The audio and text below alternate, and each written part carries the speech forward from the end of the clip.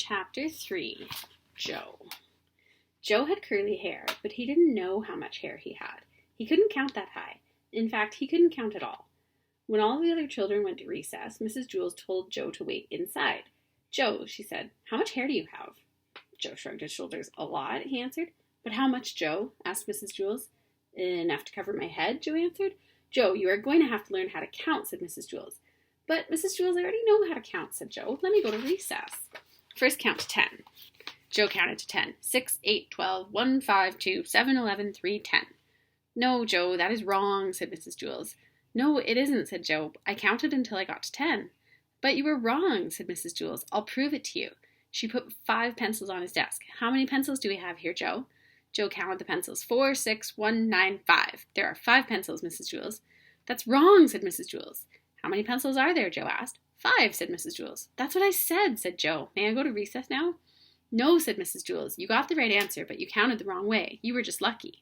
She set 8 potatoes on his desk. "How many potatoes, Joe?" Joe counted the potatoes. 7, 5, 3, 1, 2, 4, 6, 8. "There are 8 potatoes, Mrs. Jules."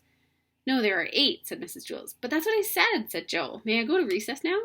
"No, you got the right answer, but you counted the wrong way again." She put 3 books on his desk. "Count the books, Joe." Joe counted the books. 1,000, 1,000,000, 3. 3, Mrs. Jules. "Correct," said Mrs. Jules. "May I go to recess now?" Joe asked. "No," said Mrs. Jules. "May I have a potato?" asked Joe. "No, listen to me. 1, 2, 3, 4, 5, 6, 7, 8, 9, 10, said Mrs. Jules. "Now you say it." 1, 2, 3, 4, 5, 6, 7, 8, 9, 10, said Joe. "Very good," said Mrs. Jules. She put 6 erasers on his desk.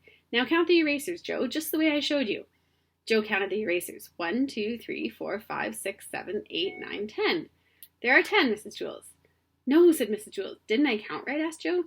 "Yes, you counted right, but you got the wrong answer," said Mrs. Jules. "This doesn't make any sense," said Joe. "When I count the wrong way, I get the right answer. When I count right, I get the wrong answer."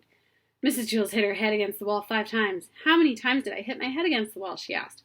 1, 2, 3, 4, 5, 6, 7, 8, 9, 10. "You hit your head against the wall 10 times, said Joe. "No," said Mrs. Jules.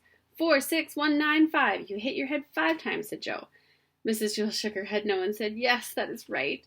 The bell rang and all the other children came back from recess. The fresh air had made them very excited and they were laughing and shouting. "Oh, darn," said Joe. "Now I miss recess." "Hey, Joe, where were you?" asked John. "You missed a great game of kickball." "I kicked a home run," said Todd. "What was wrong with you?" said Joe. "What was wrong with you, Joe?" asked Joy. "Nothing," said Joe. "Mrs. Jules was trying to teach me how to count."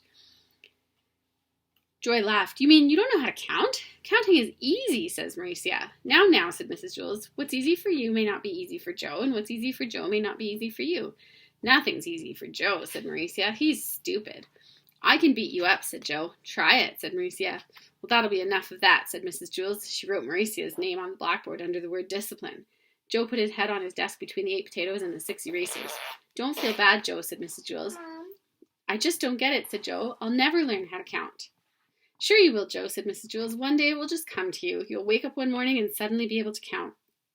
Joe asked, "If all I have to do is wake up, what am I going to school for?" "School just speeds things up," said Mrs. Jules. "Without school, it might take another 70 years before you wake up and are able to count." "By that time, I may have no hair left on top of my head to count," said Joe. "Exactly," said Mrs. Jules. "That is why you go to school." When Joe woke up the next day, he knew how to count. He had 55,006 hairs on his head, and they were all curly.